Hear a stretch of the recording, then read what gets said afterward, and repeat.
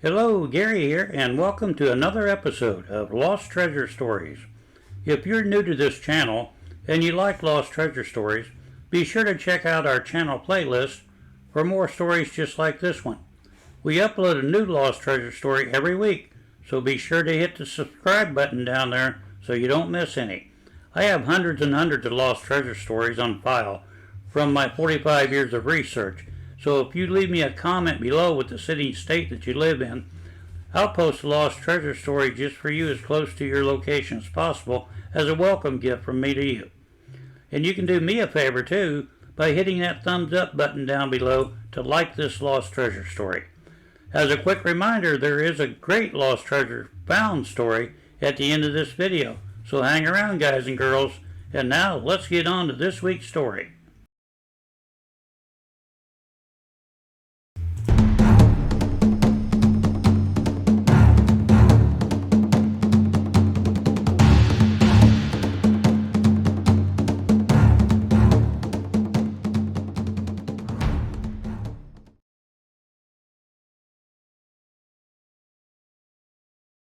This lost treasure story features the Ashley Gang in Florida. All the information covered here is from the website of westpalmbeach.com. Their website is one of the most complete and accurate stories from beginning to end of this murderous, bank-robbing, and most ruthless gang in the history of Florida. While the Ma Barker gang is much more famous, the Ashley Gang was at least just as bad. And just like Ma Barker and her gangster boys, the Ashley Gang was also made up of family members. There is a link to the West Palm Beach website in the description box. We're going to recite the info from the website, so here goes. The title of this article is, The Ashley Gang, West Palm Beach History. How terrifying was the Ashley Gang? Between 1915 and 1924, they robbed over 40 banks. One Florida official said they were the greatest threat to the state since the Seminole Indian Wars. Their appetite for revenge was insatiable. No matter how long it took, once you crossed them, they would relentlessly track you down from their base deep inside the Florida Everglades. The gang's father, Julius Warren Joe Ashley, moved to West Palm Beach in 1911 with his wife Lugenia Clay Ashley, where he served briefly as a lawman and worked on building Henry Flagler's railroad. He was also a first-rate moonshine distiller. The family eventually settled in Gomez, 2 miles north of Hobe Sound in Palm Beach County. Martin County, where the area is located today, wasn't created until 1925. Joe was a former backwoodsman who had 9 children and taught his 5 sons, Bill, Bob, Ed, Frank and John, how to trap otters and hunt alligators in the Everglades. They eventually knew their way through the swamp as well as the local Seminoles. In January 1912, John Ashley was accused of murdering Seminole trapper DeSoto Tiger, the son of Tommy Tiger, chieftain of the Cow Creek Seminoles and a veteran of the Third Seminole War. DeSoto's body was discovered on December 29, 1911 by a crew dredging the New River Canal from Fort Lauderdale to Lake Okeechobee. He had been shot in the back and was last seen alive with John in a canoe full of otter pelts. Furthermore, a receipt for the sale of 84 otter pelts for $1,200 to the Gertman Brothers Trading Post in Miami was signed J. Ashley. Palm Beach County Sheriff George B. Baker, the county's first sheriff, dispatched 2 deputies to arrest John at his swamp camp in Gomez. They had no sooner arrived when a voice hidden in the thick palmetto bushes commanded them to stop in a thick southern drawl. The voice said, "Hold it right there, boys. Put down them rifles. Put up your hands and step in here. Move real easy." The deputies dropped their guns and cautiously stepped into a clearing to see John and his brother Bob, the most vicious of the Ashley boys, huddled over a campfire brewing coffee.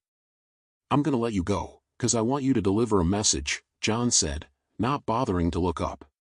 "Tell Sheriff Baker not to send any more chicken-hearted men with rifles or they are apt to get hurt." The deputies beat a hasty retreat and John Ashley's photo was tacked inside every post office in South Florida. There was nowhere he could go in public without being recognized, so he fled the state to New Orleans. 2 years later, John Ashley was homesick and surrendered to Sheriff George Baker in West Palm Beach in May 1914. His trial was set for July. In 1914, the entire population of Palm Beach County was approximately 10,000 people. The pioneer era in South Florida had ended only 20 years earlier when a road from Lantana to Lemon City replaced the barefoot mailman. Many of the free-spirited settlers who remained knew one another. They were not fond of the bankers and wealthy landowners who had recently taken root in the area formerly known as the Lake Worth country. Many of them respected John Ashley. He was considered a local folk hero who left money and food for those in need. Those who didn't respect John Ashley feared him. He had no problem taking his chances with a West Palm Beach jury. The Palm Beach County prosecutor knew this and petitioned the judge to change the venue to Miami.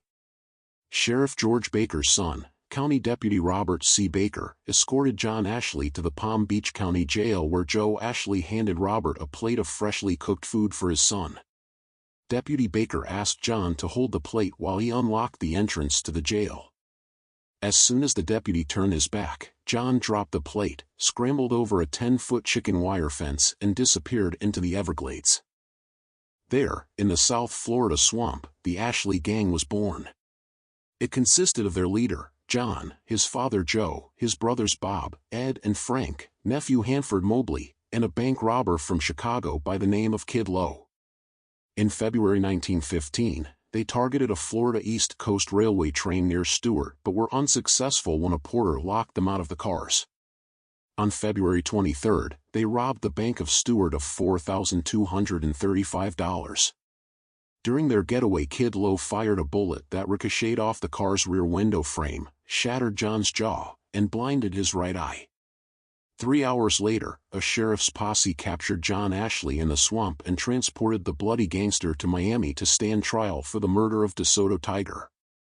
On June 2, 1915, Bob Ashley attempted to break his brother John out of the Dade County Jail.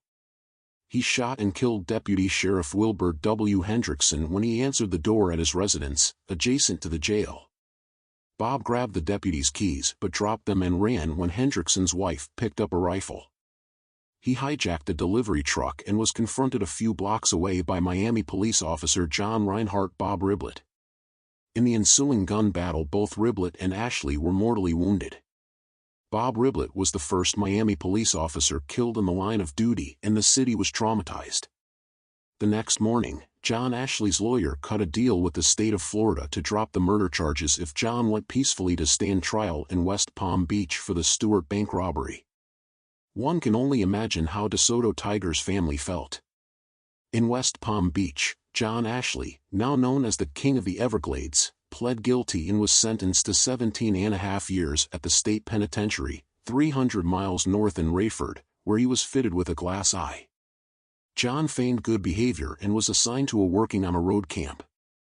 He escaped Rayford in March 1918 and went back to the business of robbing banks. Prohibition began on January 17, 1920, and the Ashley gang wasted no time cashing in on rum running, bootlegging and operating moonshine stills in the north end of Palm Beach County. With his brothers, Ed and Frank, John ran liquor from British warehouses in the West End and Bimini, Bahamas under the cover of darkness to the Jupiter Inlet and Stewart.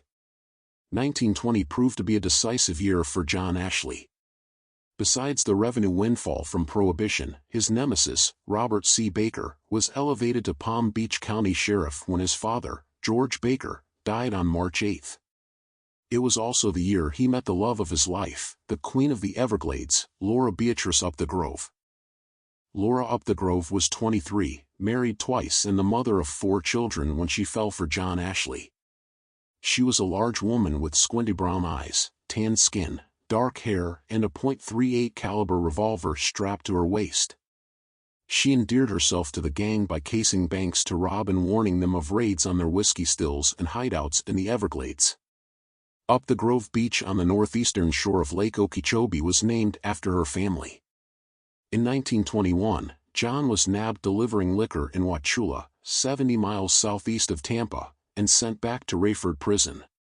While Ed and Frank continued their rum running from the Bahamas, John had a horrible nightmare about his brothers being gunned down at sea. He also recognized the killers, fellow rum runners Alton Davis, Bo Stokes, and Jim White. He was so upset that he wrote his father about his dream. Shortly after, Joe Ashley arrived at Rayford to inform John that his brothers had not returned from Bimini. Neither was seen or heard from again. A few months later, Davis, Stokes and White disappeared at sea. John Ashley may have been incarcerated, but he could still get to anyone. With John in prison, and Ed and Frank dead, the Ashley gang now consisted of his father, Joe Ashley, Clarence Middleton, Ray, Shorty Lynn, Roy Young Matthews, Hanford Mobley, Laura Up the Grove and Laura's half-brother, Joe Tracy. On May 12, 1922, the Ashley gang robbed the Bank of Stewart for the second time. In September 1923, John Ashley escaped from Rayford Prison and rejoined them. They began robbing South Florida banks at a feverish pace, each time vanishing into the Everglades.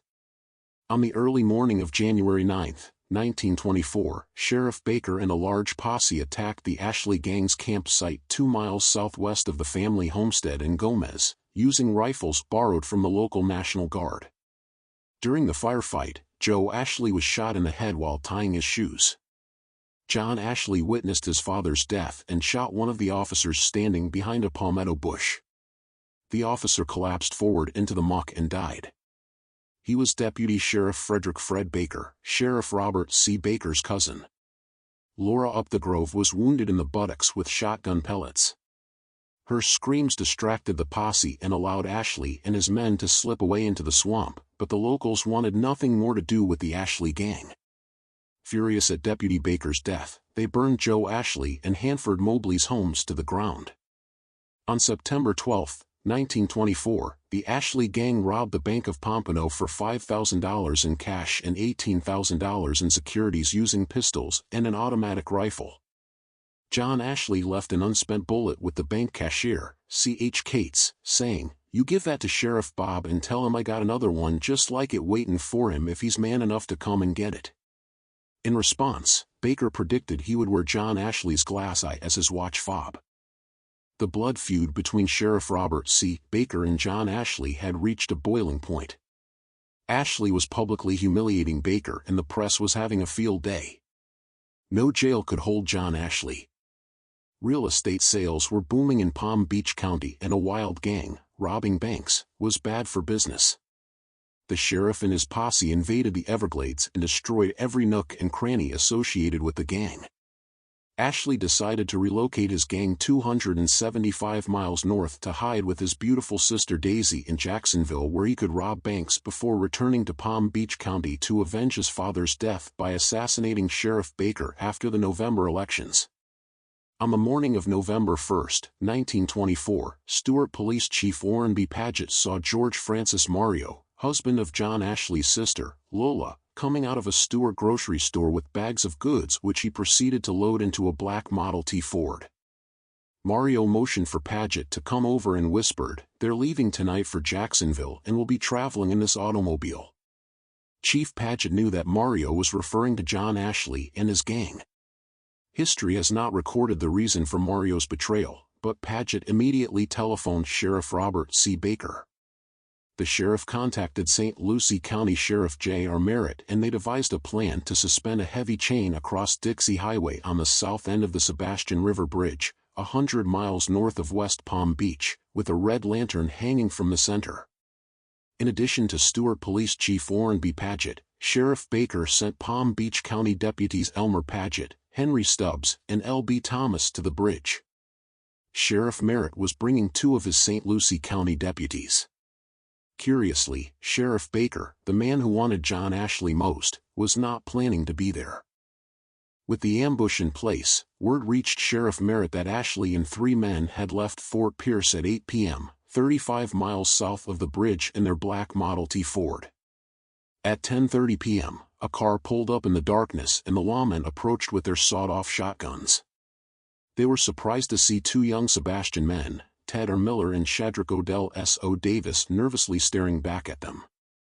Seconds later, another car pulled up behind Miller and Davis. It was the Ashley gang. The lawmen rushed them from both sides and shoved their shotguns into their faces before they had a chance to react. Inside the Ford were John Ashley, Hanford Mobley, Clarence Middleton, and Ray Shorty Lynn. They were ordered out of the vehicle. Sheriff Merritt asked Miller and Davis to drive him across the bridge so he could retrieve his car and transport the gang to the Fort Pierce jail. As they drove away, Miller and Davis clearly saw Ashley handcuffed by himself and the other 3 men handcuffed together. Newspapers at the time reported that Ashley and his gang made a move against the lawmen. The officers claimed they had no choice but to defend themselves and shot the gangsters dead on the spot.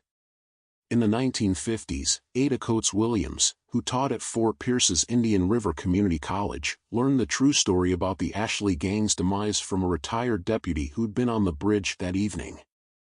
The deputy confessed that as soon as the car carrying Sheriff Merritt, Miller and Davis was across the bridge, the lawmen summarily executed all 4 men. He said Sheriff Merritt knew the tiny Fort Pierce jail would never hold the Ashley gang. They had already killed 3 law enforcement officers. There would not be a 4th. The bodies were driven to Wolfie's Hardware and Mortuary in Fort Pierce.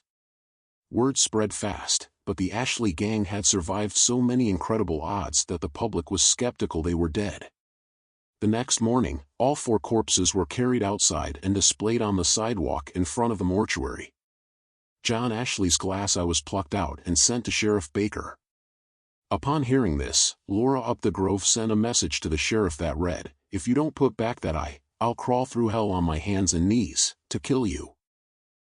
Sheriff Baker immediately returned John Ashley's glass eye for burial at the family property in Gomez on November 4th.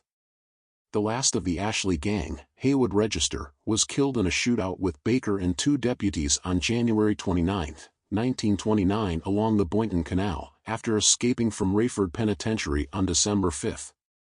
There was one other Ashley brother, Bill, who wanted nothing to do with the family business.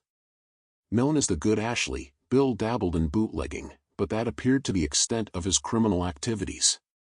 However, he was the only witness when George Francis Mario died on December 2, 1932 in the South Fork of the St. Lucie River when their small boat capsized.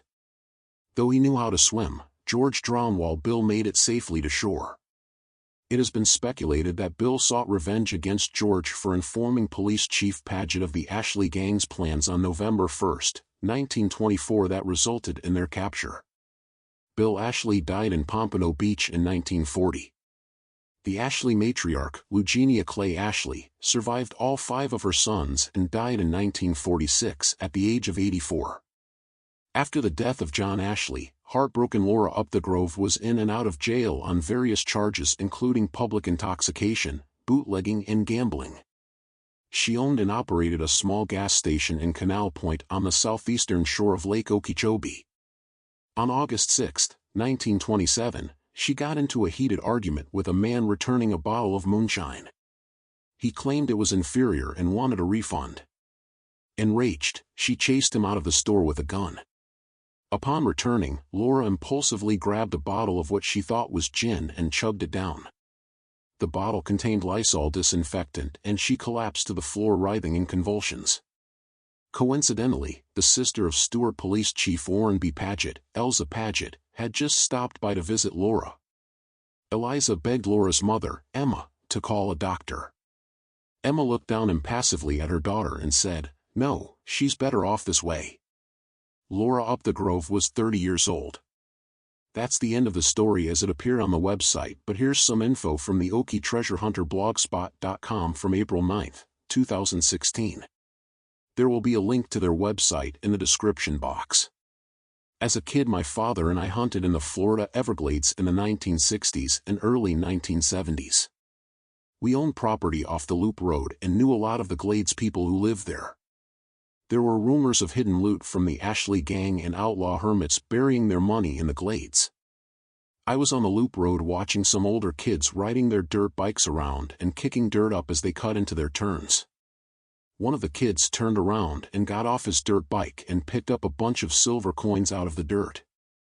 I walked over and there was a bunch of broken glass with coins everywhere. The kid handed me a few of the silver coins, and they were all from Canada with King George on the front. All the coins were the size of a quarter. I did not put much thought to the pile of coins until later in life as I was reading about the Ashley gang robbing a bank in Canada. I am sure there's more jars buried around there, as the kids did not have much interest in foreign coins that they could not spend. The gang is supposed to have hidden several stashes of loot in several different secret campsites they kept in the area they operated in. One of these campsites is supposed to be near the old Ashley homestead that was located north of Gomez, about 2 miles north of what is now Hobe Sound. The homestead was located on a dirt road about half a mile from the old Dixie Highway. This was where the parents of John Ashley, the leader of the gang, lived. The original Ashley house was burned to the ground after the John Ashley and his cohorts robbed a bank in Stewart, and the posse came looking for them. The gang wasn't at the house, but the posse drugged John's parents out of the home, beat his father for information, and then set the home on fire. John Ashley was said to have at least $100,000 of his own money, his shares from the many robberies, buried somewhere around Hobe Sound, and the rest of the gang, which included John Ashley's father Bob and a nephew named Hanford Moberly, were said to have cached some loot at the different campsites as well. One of these campsites was supposed to have been near St. Lucie Inlet on one of the islands just inside the entrance to the inlet, and it is said they may have hidden $250,000 at this campsite. This hideout camp was located at a spot called Peck's Lake. This today is Corset Isle. They were supposed to have used this camp for many years. Another of the campsites is supposed to be located about 1.5 miles southwest of the old homestead on a piece of high ground in the swamp. This was supposed to also be the location of their still. They had 2 other campsites located south-southwest of Hope Sound, 1 mile or 2 and near the old Dixie Highway. And here's more info from an unknown source. Canal Point. This spot on the southern end of Lake Okeechobee was one of the hideouts for the infamous John Ashley, a 1920s-era pirate, bandit, smuggler. It's one of several different spots where Ashley and his girlfriend, Laura Up the Grove, are said to have hidden vast sums of loot from their criminal empire. What makes Canal Point doubly of interest is that Laura opened a filling station there after John's death. $110,000 in gold coins John and Laura stole in a bank heist were never recovered. Another $250,000 is said to be hidden on one of the small islands in St. Lucie Inlet. In summary, who knows the real truth to this story? John and Laura probably did have some money hidden in different places, but it most likely wouldn't have been gold coins, but anything is possible. It's been said that Laura had tried to commit suicide a few times before, so her death probably was a case of suicide. After all, she was an experienced moonshiner. She would have known the taste of Lysol was not liquor, so why would she drink the whole bottle, but who knows for sure? It's also been stated that Laura herself was the person that ratted John out to the law that he was going to be headed south from Rayford Prison. It was said that she turned him in because she learned that John was coming south to kill the man that she would later marry, out of jealousy. It wouldn't be the first time that a lover turned someone in that they became mad at. We hope you enjoyed this very special lost treasure story. Don't go away yet. That was just the first story in this episode. We've got several more stories coming up to you right now. This is the lost treasure story of George Donner. Yes, the same George Donner that was leading the famous Donner Party to the California gold fields, and they all got stuck in the Sierra Nevada mountains in the winter of 1846-47 and died of starvation. Taking a break, just before reaching the Great Salt Lake Desert while passing through Utah, George Donner and James Reed told everyone in the party to lighten their loads right then, by leaving everything behind that wasn't an absolute necessity. So everyone offloaded much of the goods that they had been carrying with them. Except George Donner himself, secretly, kept one item that wasn't a necessity. It was a chest full of gold coins amounting to $15,000. But when the party stopped for the night, near a spot that he called Floating Island, in the Great Salt Lake Desert, he decided he couldn't take the extremely heavy chest of gold coins any further, so he buried it there in the salt flats. According to legend, none in the party was able to return to that area to recover George Donner's buried chest of gold, and it is still buried there beneath the salt, right where George put it. This New Mexico lost treasure story is from a newspaper article from April 18, 1899. Here's the article. 2 weeks ago, Jose Anala, reported to be the richest man in Lincoln County, died near White Oaks. During his lifetime it was often reported that he had large sums of money buried, and several unsuccessful attempts were made to rob him. Even when death came, Anala would not reveal to his family where his money was hidden. He demanded that his body be wrapped in a sheet without a coffin, and that he be buried barefooted. His wishes were followed. The hiding place of his money was not discovered until last week, when a grandson of Anala accidentally dug up a can filled with shining $20 gold pieces. How much more of the eccentric old man's wealth is buried is not known, but nearly everyone in the vicinity has turned treasure seeker and is looking for buried wealth in all likely and unlikely places.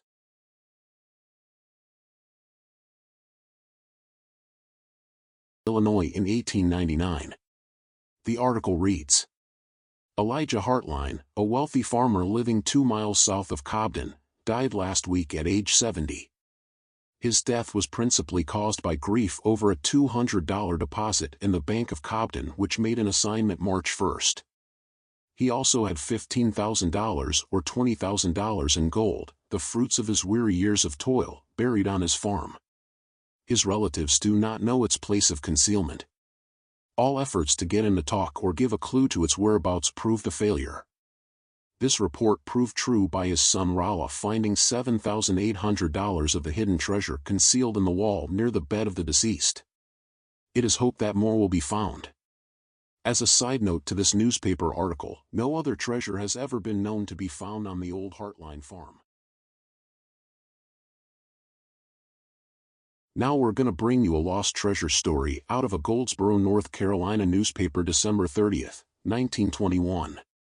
People living a few miles south of this city, near the old Lane farm, are greatly wrought up over the visit of 3 strangers to the Lane farm.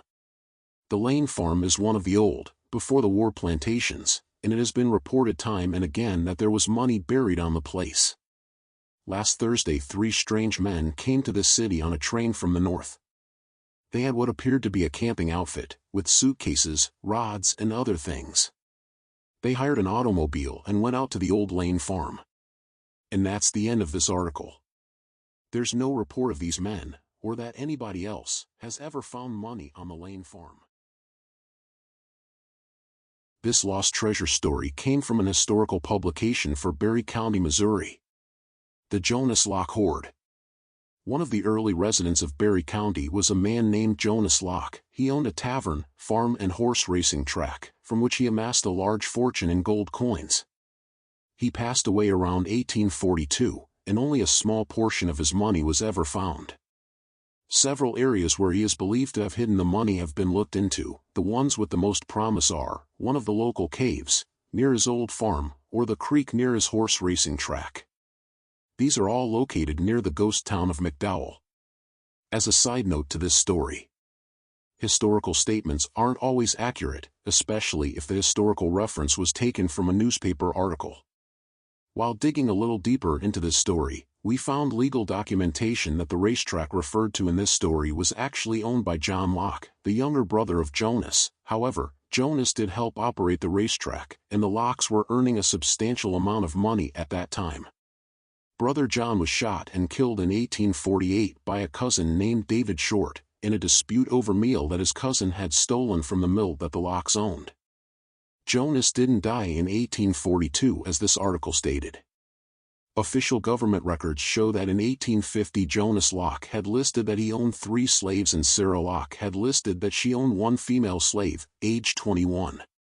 Jonas' slaves were given as a male, age 25, a female, age 25, and a male, age 11. The 1860 census listed a Jamie as Locke, which was a misspelling of the first name. The census was referring to Jonas. One reference mentioned that Jonas went south at the start of the Civil War, joined the Confederate Army, and was never heard from again. We haven't been able to confirm or not if that is a true fact. And so this ends the story as we know it.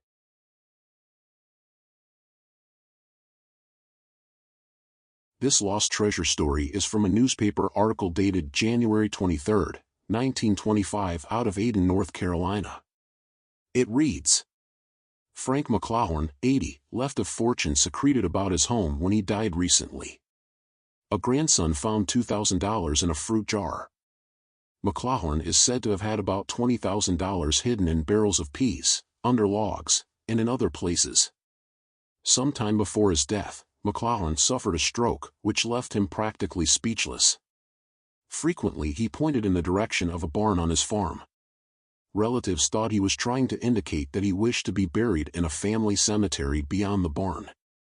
Subsequent developments convinced them he was trying to inform them of the money hidden in the barn. Though for many years he hoarded his savings and refused to trust them to a bank, McLaughlin occasionally made loans to friends. From those he favored, he never exacted a note, it is said. And now it's time for our last story in this episode, and of course that's the special Lost Treasure Found story.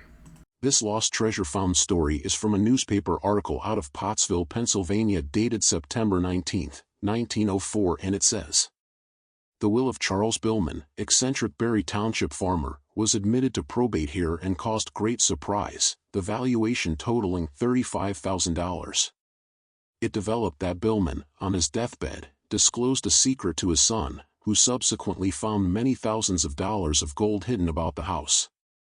Most of the money was under the rafters and consisted of $20 gold pieces." Okay, everybody, that wraps up this episode of Lost Treasure Stories. I hope you had as much fun watching these videos as I did. If you did, go ahead and hit that subscribe button. You don't want to miss our next episode. And I've got a little more information coming up for you right now. We would appreciate it if you give us a thumbs up, like the channel. That helps our channel grow as well.